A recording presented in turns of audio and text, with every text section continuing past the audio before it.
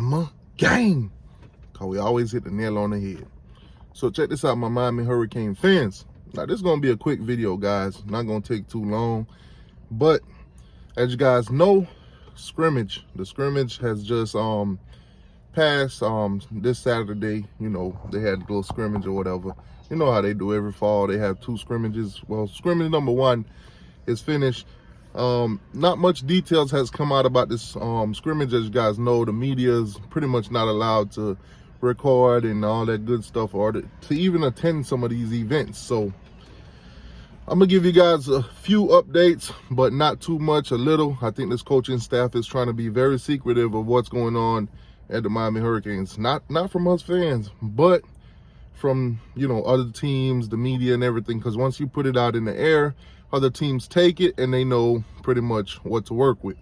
So Mario Cristobal and the coaching staff, you guys know, hasn't been saying much about positional groups, who's doing what, you know, who's showing out, who's not showing out, who's throwing interceptions, who's forcing fumbles, who's getting beat, that kind of stuff. None of that stuff is coming out. But I do have one big concern, and this is from information that I've gotten, you know, through listening to, you know, shout out to Canes Unfiltered, but I've listened to their Twitter space, and I've heard there was a guy there, can't quite remember his name. I think it was Mike, if I'm not mistaken, but he was at the game.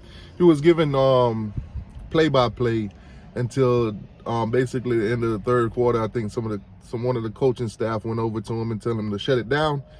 So some of the information that was given that's very concerning, that we should probably be looking into, you know, fixing these things before the season start. I know it's a short amount of time to do so, but catching the ball, the dropsies, yes, the dropsies, the wide receiving position, you know, from the information that I've heard now, there's 2 receivers on this roster that you could go ahead and just pin them in as starters. Now, I know starting and all that is not even the big thing this year, you know, because there's going to be so much rotation that basically you're going to fit in where you get in where you fit in, whatever that saying is. So receiving, I think there's 2 guys that you could literally solidify them right now. That's Xavier Restrepo at the slot, of course, and then Romello Brinson. Everybody else, I think, would have to fight for that next position. It is what it is. I mean, consistency and drops is what's killing right now. Not, you know, going to point out anybody who's been, you know, dropping the ball or anything like that, but Romello Brinson and Xavier Restrepo, I think those 2, you know, if the game were to start tomorrow, those would be probably your starters. Defense is hitting. The linebackers has improved a lot. You know, we'll see how it goes into the next you know, scrimmage and then into the Bethune-Cookman game. But I'm hearing that, you know, running backs, once they get to the second level, they're not making it past the linebackers. The linebackers have stepped their game up tremendously. Also, tackling has gotten a lot better, guys. The missed tackles are not happening from what I'm hearing, and from, you know, and these are from guys that's actually was at the practice.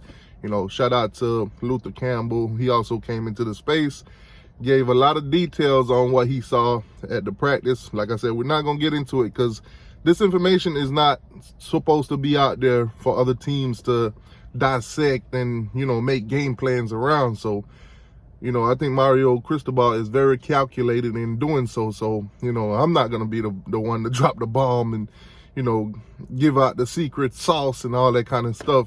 I ain't got no secret sauce anyway. So, anyways, man, that was just a quick update. The tackling's better. We need to work on catching the ball a lot better. The offensive line and defensive line seem to be at a balance. Offensive line has stepped up a lot from what I'm hearing from last season. It's on a total different level.